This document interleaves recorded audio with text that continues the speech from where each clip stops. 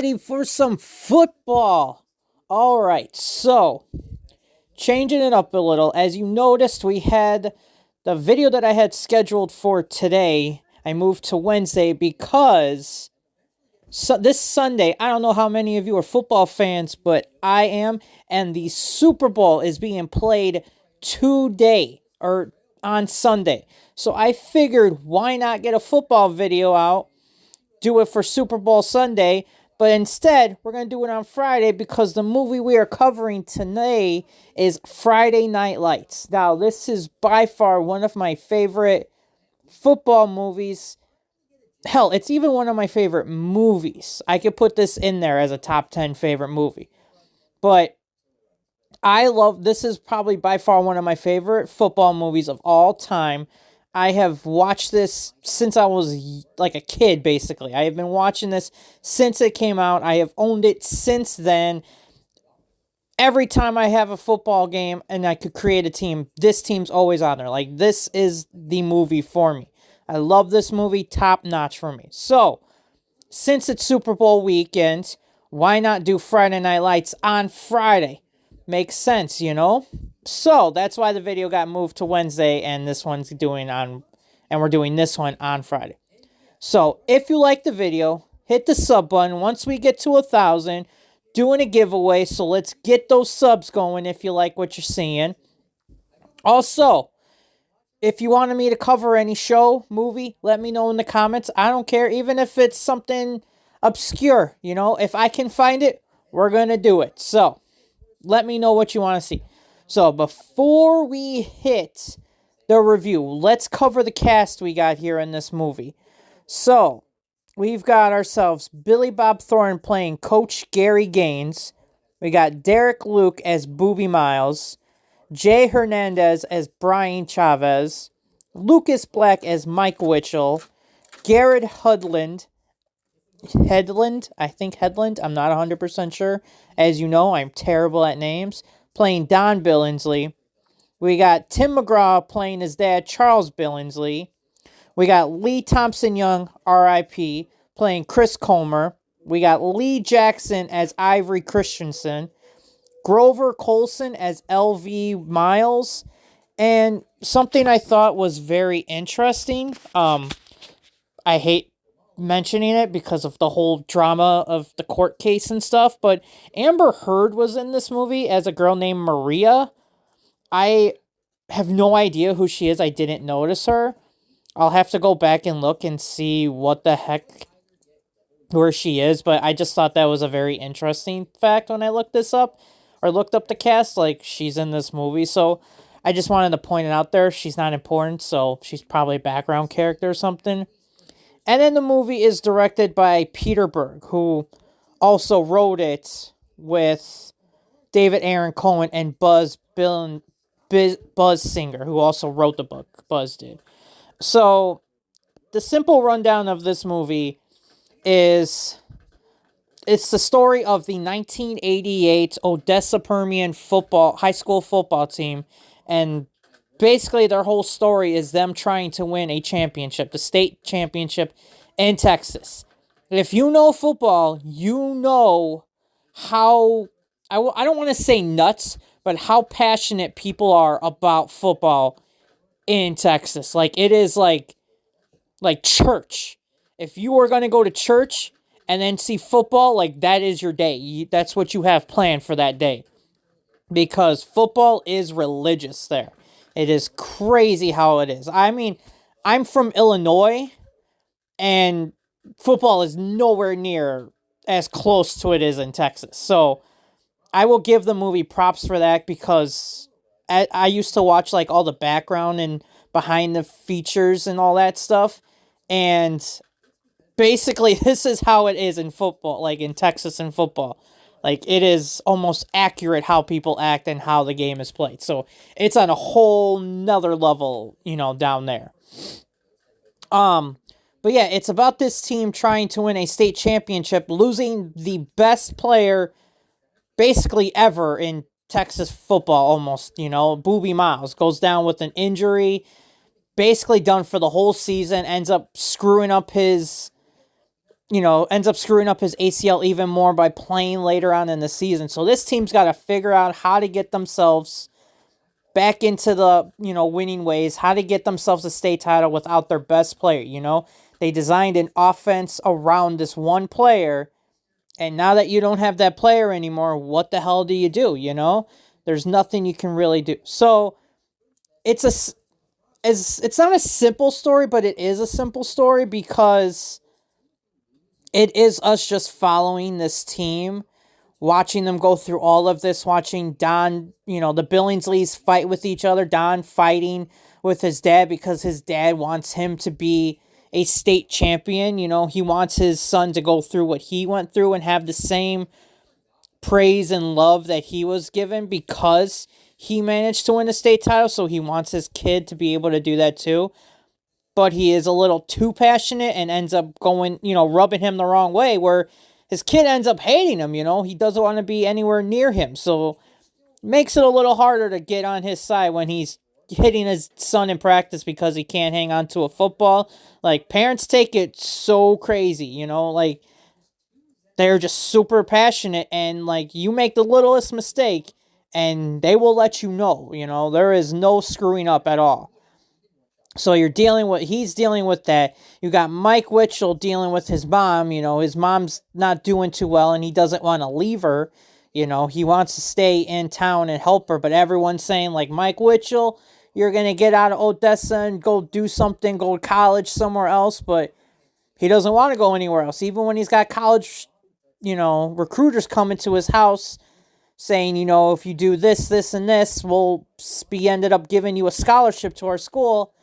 He's more worried about the drive to the school and back home because he doesn't want to leave his mom, His mom is his everything, and he feels like he's responsible to take care of his mom. So, they're all going through all of this prep, all of this craziness outside. Coach is feeling the pressure of winning the state title because he got this big, huge contract, and now, if you don't win, basically they're going to fire your ass, You need to win. Like, there is no, okay, we'll come in second or we'll try next year. No, it's this year or you're done, basically, So it's just the pressure to everybody who comes up to these kids like, hey, win yourself state, go undefeated, win one of these, win one of these state championship rings, be part of a legacy, because you win, basically, you win in Texas, you win a state title, you're basically guaranteed food for free in that town, Like, you walk down the streets and people will be like, yeah, there's the guy who led us to a state title back in whatever year, So, basically, that is what you aim for. That is what this town is. Everybody who drives up to, even when the kids are sitting there eating a burrito in their car, the cop comes up and he's like, guy's going to go undefeated, going to win state, get it done. Like, there is so much pressure on these kids to try and win this title. And basically, there is no other succession. There is no other way.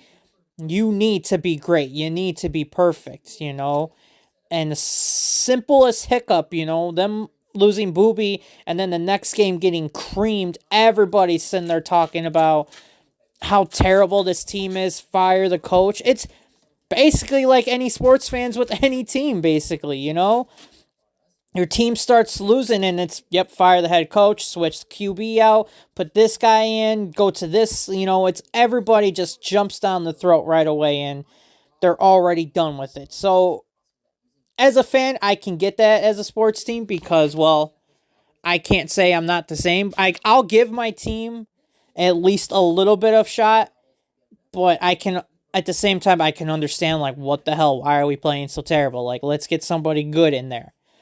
So, the amount of pressure these kids have to go through to try and just win is just nuts. And the fact that they got to go to school, play football, and then deal with the weight of the world on their backs, like, you got to give it to them, the fact that they were able to even manage to win any games, and let alone trying to figure out how to win games without their star player. Luckily, they had other people step up. Mike Witchell starts playing a lot better. Chris Comer steps up as a freshman or a sophomore. They didn't really say what he really was. He might have been a junior. Um, but yeah, the people got to step up and, once you get your chance to shine, you need to take that and run with it. So, obviously, they find a way to get themselves to the state title. Unfortunately, they're playing the best team in the state. Like, they are number one, best team ever. They have 9 players that have already signed Division I scholarships. Like, they're going big schools. There's no little schools for them. They're all big guys who are going to a good school. So it's just nuts who they're playing. Fighting their hearts, They are playing with all they got here trying to win. And unfortunately, they come up short, Dallas Carter is just a better team, There's nothing they can do about it. As much as they fought and as much as they wanted it, sometimes talent does outweigh that. And unfortunately for them, they just came up an inch short, a yard short, just came up short and weren't able to do what they needed to do at the end. So, unfortunately, they weren't able to win themselves a state title. So this group they feel like a failure, but at the same time, they had to go through this whole ride of a roller coaster to get there. So, you still got to give them props. Also, something I thought was very interesting is the very next year, the 1989 team ended up winning the state title. So that kind of sucks for those seniors who didn't get to win a title, because the very next year they ended up going and winning themselves a state title. So that's kind of hard for them to learn. Also, what I learned a couple years back is a player from the Chiefs who used to play from back in the day, Priest Holmes. He was actually on Dallas Carter the year that they lost to Odessa, that in 1989. Apparently, he was on that team, and he was the team that lost to them in the state title. I can double check that to make sure, but I believe I heard that somewhere where he was on Dallas Carter, and he was the team that lost to them in the state finals. So, I'll make sure that's true, but I'm pretty sure I heard that correctly. And yeah, as much as I want to go into more with the story, I don't want this to be an hour-long video, So, simple short there, even though that's never simple short with me, And yeah, I mean, I love this movie. I still love this movie. I still think it's a great movie. And even they gave it a pretty good rating. I mean, on the tomato rating for it is 82%, and then the audience is giving it an 85. So it's still a good movie, and people show that this movie is a good movie, People know this is the football movie. Most people, when they're talking about the best sports movies, this is up there as one of the best. And that's why I've got to give it an A+. Like, I can't find... And maybe it's nostalgia. Maybe it's because I like this movie so much. I can't find a lot wrong with it. The few things that I did find wrong aren't even the biggest concerns. Like, the biggest concern, I will say, the biggest con, I will say, is what is the deal with the camera? There is so much shaky cam, so much like the camera moving all over the damn place. It's fine during the football scenes because it makes sense, The football scenes should be with shaky and crazy like that because you're showing the intensity of the football game, Like, you're going to be cutting back and forth, showing them doing this and this, taking that hit, that hit. It's not the greatest football scenes in the world, but I do love the football scenes. And the camera doing that is fine, but I don't need it when they're sitting there talking about, Boobie Miles' knee. I don't need to see them zoom in, zoom out, then shake all while one of the guys are talking and then not shake when they're not talking. Like, it just made no sense, and it was one thing that really distracted me from the movie is that every scene is like that. Even when they're just sitting there talking, like, I don't understand what the whole point of that was. I don't know what they were trying to go for there, but it was very annoying. And as you know, from the Arrow shows, I do not like shaky cam. I am not a fan of it at all. So that was probably the hugest con. Another one that I put down as a con, but also as a pro, is how big football is to everyone. It is so nuts that you have to feel bad for these kids, that they're dealing with so much pressure. It's like giving a player a billion-dollar contract to be the greatest player of all time. It's like being the first overall pick in the draft and saying you need to revive this franchise and win a Super Bowl this year. You know, the amount of pressure these kids have to go through, like, I don't know how a lot of them didn't go crazy during the season, you know? Like, that's so much pressure to put on a kid, on a 17-year-old shoulders, 16, 17. Like, that's just a lot of pressure. And maybe it's because I'm not from Texas, so I don't know what it's like, but it's just crazy, you know? I love how passionate they are, so that's why it's a pro, too. You know, they are super passionate about their team, and it's just high school, you know? This isn't even a pro or college team. This is just for a high school team. So I love their passion for it. I love their care, but at the same time, it's also, I feel like, too much. You know, it feels like it could be just too much for these kids, and for them to do this and school, it's just, I think it's a lot. But it's also good at the same time. So it's got its good and bad sides to it. The pros, I mean, the story. I love the story about this 1988 squad that didn't even win. It's like the movie Coach Carter. Spoilers for a movie that's like almost 20 years old now. But, you know, they don't win. Like, that's cool. Because back in the day, it seemed like every movie you'd see about sports, like, oh, they ended up winning the title. Oh, they win the big game, you know? And this movie and Coach Carter, like, no, you don't win the big game. Sometimes there isn't a happy ending to the story, you know? Sometimes the ride is the best part of the story because the ending is where you don't win, you know? You end up losing. So I like the story about these kids going through all this trial and tribulation, you know, having to find a way to succeed without their best player. Like, I do love the story to this. I think it's even better because it's based on a true story, so a decent amount of it is true, you know, so it's not even like it's all made up. Like, obviously, I know some stuff is made up, but I still like that the story has a lot of heart to it, and it's just, if you're a football fan, you get everything that these kids are going through, and if you played, you know what it's all like, and I love the story. Billy Bob Thornton, I've got to give him props for this because, basically, and before, when I was younger, I never saw him in anything other than him being the raunchy, sex-driven character. You know, he was always that character. He played always that character. So see him in this one playing a more serious character and not trying to hump everything that walks. Like, it was a nice change of pace. And he plays it so well, you know. He's playing like a father figure, but also a mentor at the same time. You know, trying to help Mike get into college and tell him, like, don't worry about your mom. It's okay.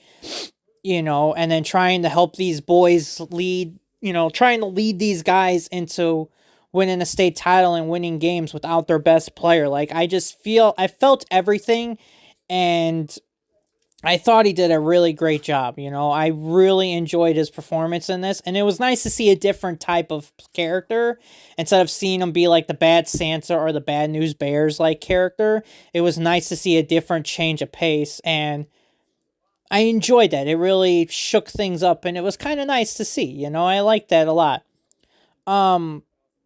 Booby Miles and his Uncle LV, that scene in the car where he comes to the realization, like, there is nothing else he can do, like, his life is over. And if you're a football player, like, that's how you felt sometimes, you know? Like, you were so focused on sports and you weren't worried about anything else. Like, football or whatever sport you played was your life. And not being able to do that anymore, knowing that you don't know what your future's like, it's sad and it hurts, you know? If you have played sports in high school, you know what that feeling is like. Like, you know, Booby Miles basically being, you know, Flemlo Raps did a great video on Booby Miles, and I'll put the link in the description. But he did a great, job and a great video on that, explaining everything that he went through, what he did after life and all that. And Booby Miles is actually in this movie too, which is kind of nice too.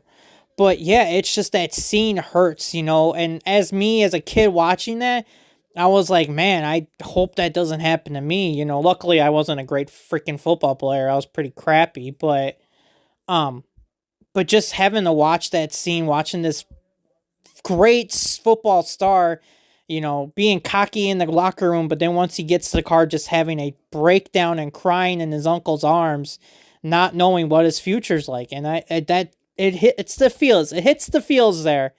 And I just love that scene. Like, there's just no music. It's just focused on them, and you feel every raw emotion. And I just love that so much. And then the the football scenes.